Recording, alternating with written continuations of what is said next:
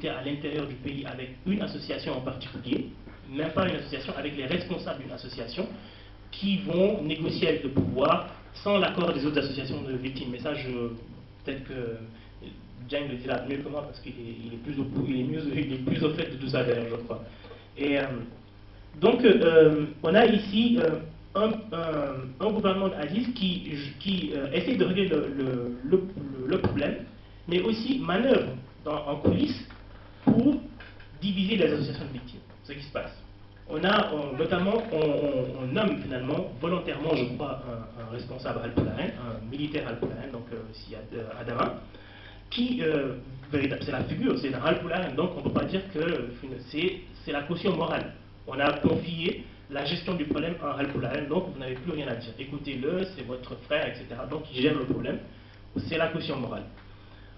Seulement, ce qui va se passer, c'est que, avec cette gestion-là, la politique du gouvernement va précipiter les associations de victimes dans des querelles de leadership. Au début, j'avoue que moi, je n'ai pas vu les querelles de leadership. Et c'est ce que je dis. Je dis que moi, je ne vois pas les querelles de leadership lorsque je regarde les associations de l'intérieur.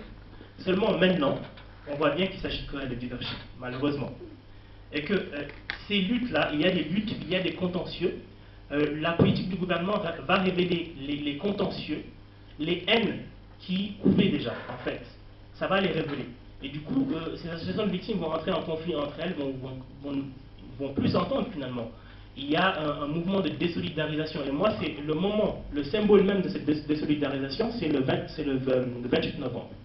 Le 28 novembre, que dans ce livre, moi j'appelle le symbole malade. Le symbole malade, pourquoi? Parce que, de mon point de vue, qui est un moment au moins, donc on se dit que c'est un moment de commémoration, il faut commémorer, mais même sur le principe de la commémoration, on n'arrive pas à s'entendre.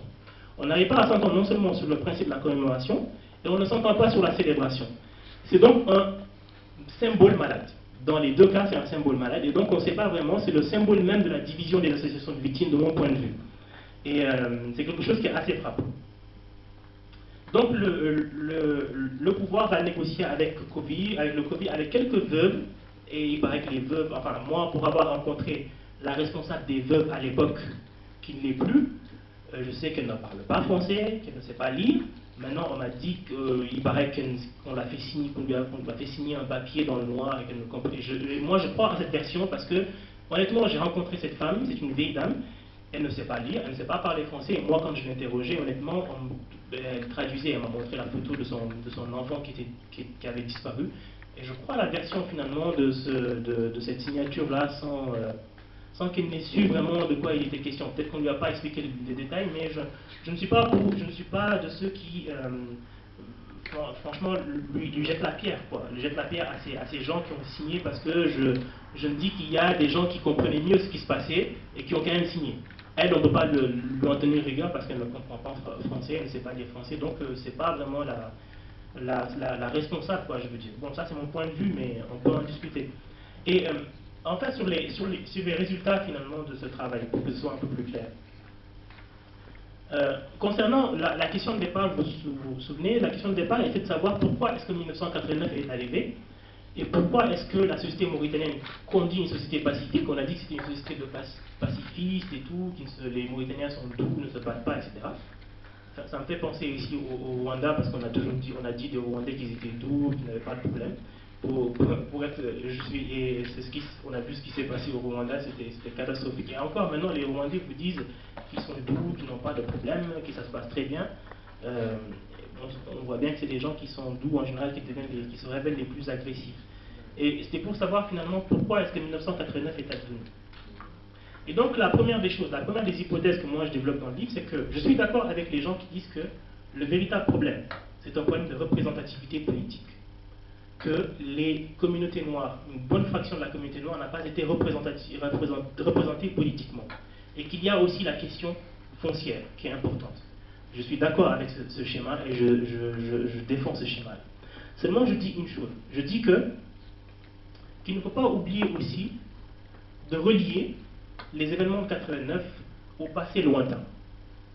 Ce n'est pas, dans ma tête, ce n'est pas d'expliquer le présent par le passé, je vous explique clairement, parce que maintenant quand on essaie d'expliquer un événement, on dit « Ah, c'est parce qu'il s'est passé ça en 1966 ». Je ne dis pas que ce qui s'est passé en 1966 explique ce qui s'est passé en 1989. Je ne dis pas que ce qui s'est passé en 1800 explique logiquement ce qui s'est passé en 1989. Mais je dis qu'il faut essayer de lier un peu, un minimum, le passé au présent. Parce que ce qui s'est passé dans les travaux antérieurs, en tout cas moi quand j'ai commencé ma thèse, quand j'ai lu les travaux antérieurs, il y avait une forme de réticence, une forme de peur finalement des gens à dire que 1989 devait au moins être lié en partie au passé. On se disait oui, parce qu'il y a eu des alliances et des ruptures entre mauve et blanc, entre blanc et noir, c'est normal, il n'y a pas de problème finalement. C'est pas là qu'il faut trouver les justifications de la crise de 89. Je dis d'accord. Seulement, on oublie un élément important, c'est ce qui se passe dans l'imaginaire des gens, dans la tête des gens. C'est qu'en fait, j'explique que si vous voulez comprendre 89, vous ne pouvez pas faire comme si, dans l'esprit des Mauritaniens, il ne s'était rien passé. Comme si finalement, entre Mour et Noir, entre Halpulaïn et Soninké, entre Wolof et Hartani, etc., nous n'avions pas nourri des imaginaires, des stéréotypes.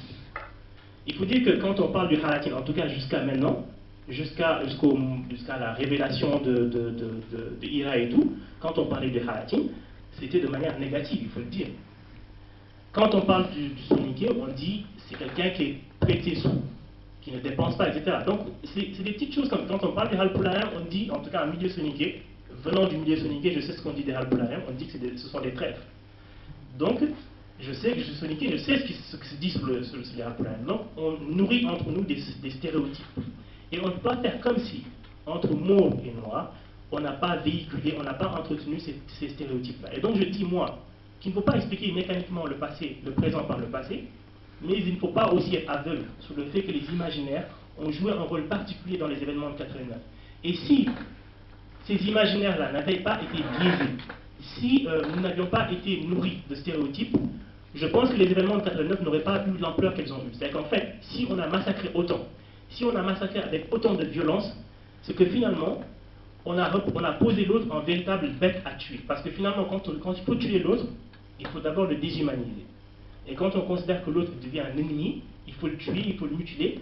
On peut tuer quelqu'un. Quand on tue quelqu'un, ça passe. Mais quand on mutile la personne, pour la tuer ensuite, ça dit quelque chose de l'imaginaire. Je peux, par exemple, me battre avec vous, et on en finit là. Mais si moi je prends le dessus et qu'ensuite je vous mutile, ce que moi je fais, ce que la mutilation, les scarifications du corps, couper tout ça, ça dit quelque chose de la haine que j'ai. Et ça dit quelque chose de ce que j'ai à l'esprit, du stéréotype. Et donc je pense que c'est un phénomène qui n'a pas suffisamment été analysé de ce point de vue concernant 89, et je pense que c'est aussi par peur, je pense, parce que beaucoup de gens, notamment, et moi le premier, j'ai eu beaucoup de mal en fait à relier à ça. En lisant les travaux de ceux qui ont fait avant moi, je me suis dit, mais bon, écoute, ce sont des gens quand même qui sont très sérieux, qui sont assez connus, etc.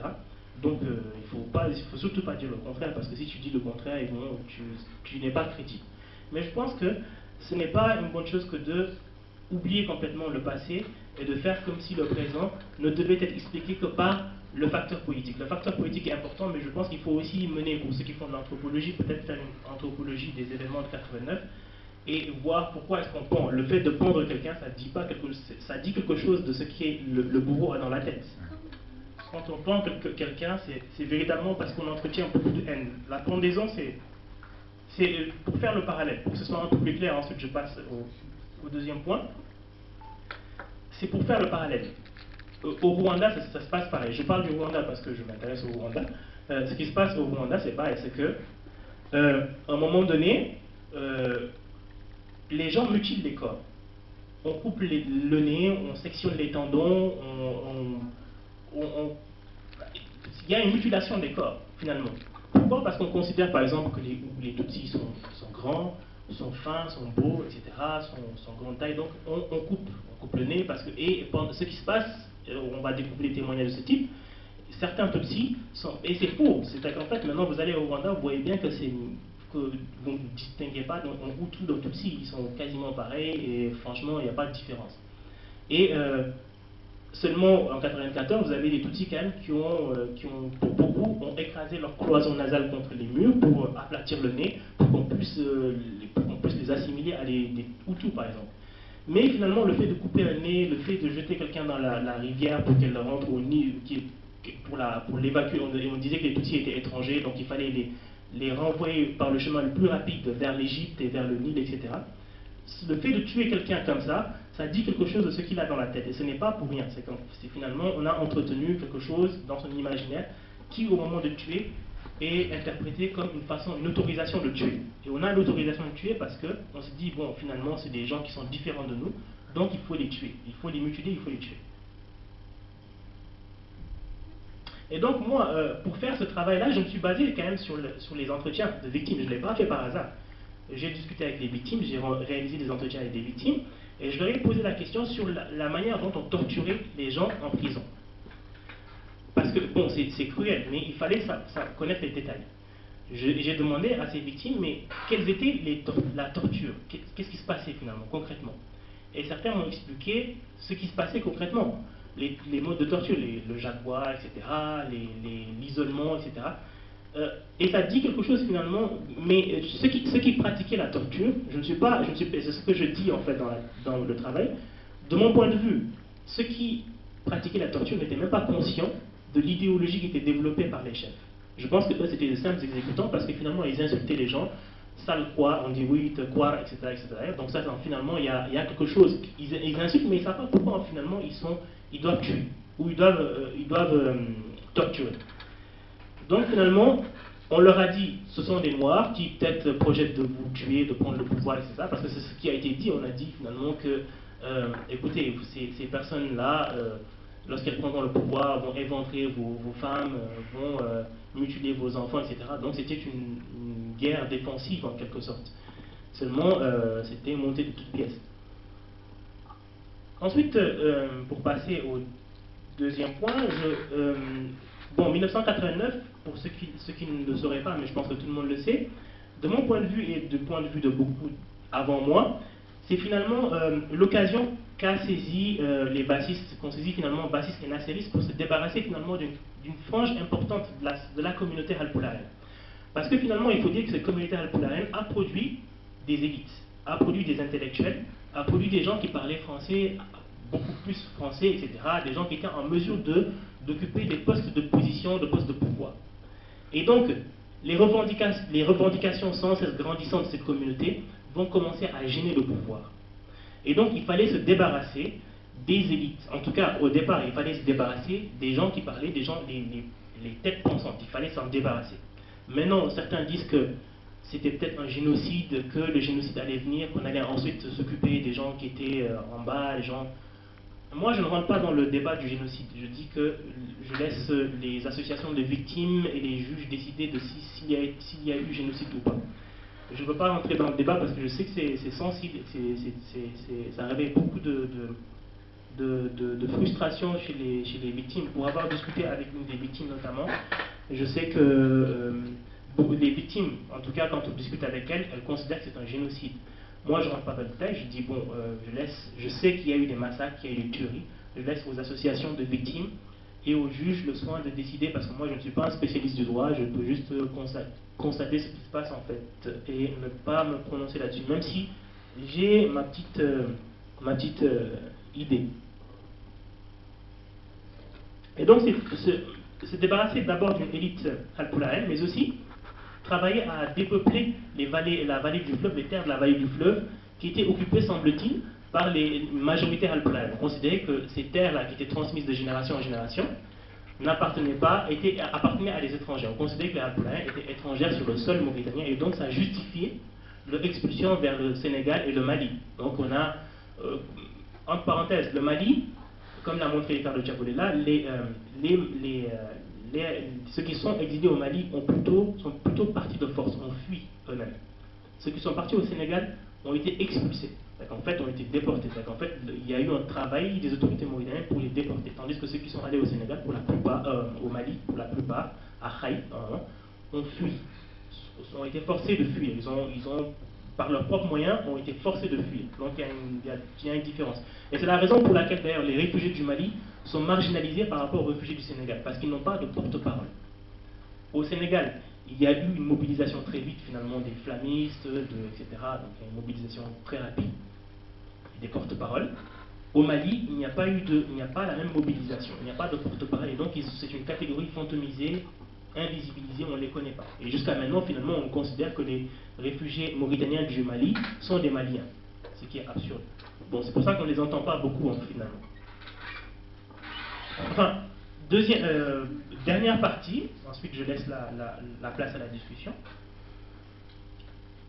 Donc je me suis proposé dans ce travail d'interroger finalement la politique de réconciliation engagée par Mohamed Ould Abdel Aziz et les mesures posées en faveur de la réconciliation. Comment est-ce que les victimes, les associations de victimes ont reçu, ont lu les mesures qui étaient posées en faveur de la politique de réconciliation nationale.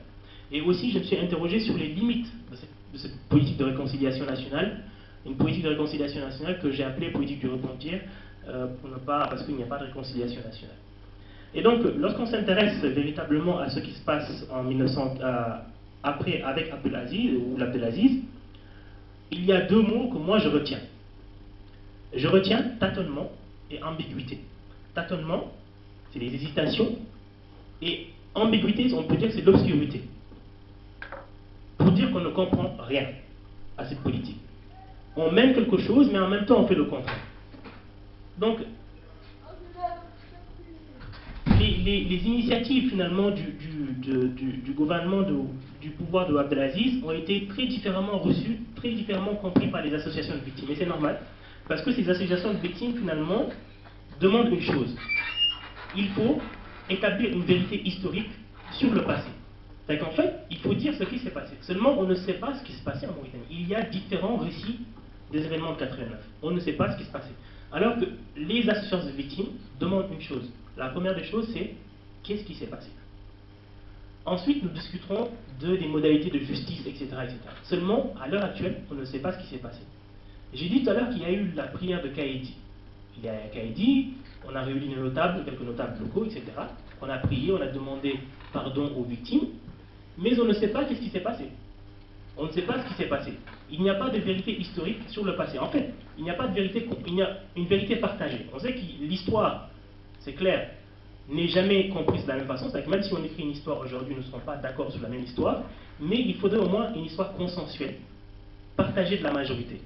On ne demande pas une histoire que tout le monde accepte, mais une histoire qui est acceptée de la majorité.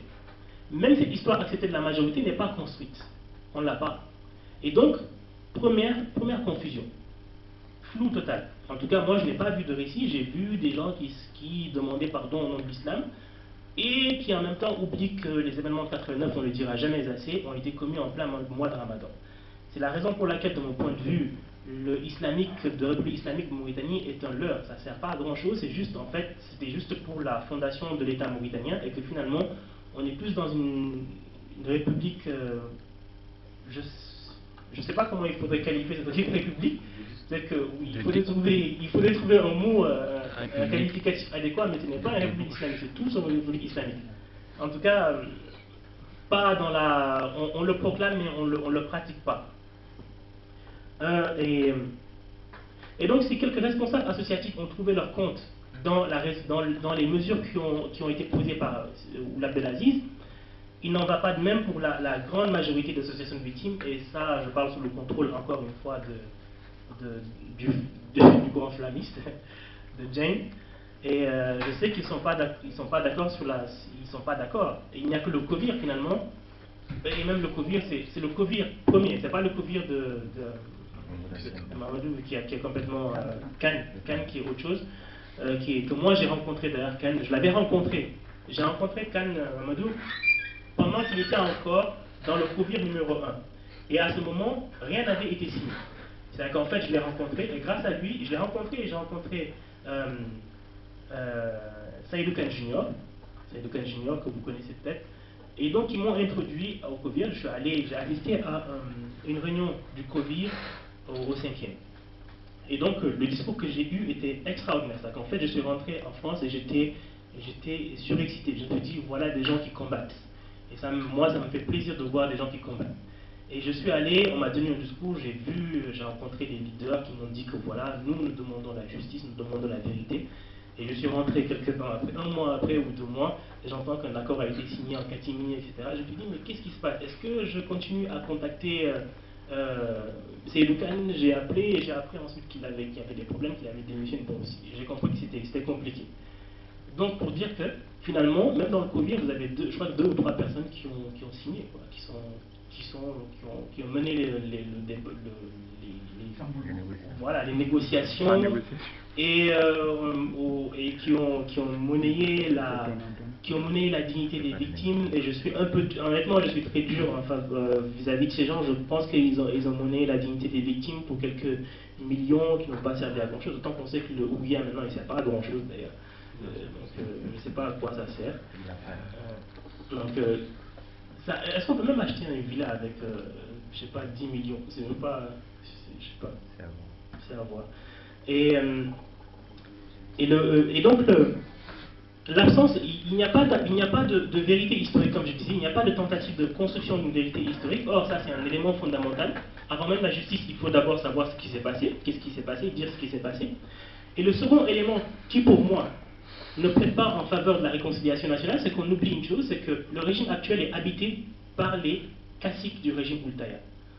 On a changé. En fait, il faut comprendre une chose. C'est Antonio Gramsci qui disait une chose, il disait qu'il y a 2 formes de révolution. Il y a une révolution active et une révolution passive. La révolution active, c'est celle qui change tout. Vous avez qui décapite tout. La révolution passive, on prend un bouc émissaire. Le bouc émissaire ici, c'était Oultaya. On change pour ne rien changer. On change juste la tête, on fait comme si on avait tout changé, mais au fond, le fondement du système est là. Et ça n'a pas changé. Les gens pensent que ça a changé et on peut discuter avec Abdelaziz. On peut discuter, mais la vérité c'est que ce régime est le même. C'est les caciques du régime Oultaya.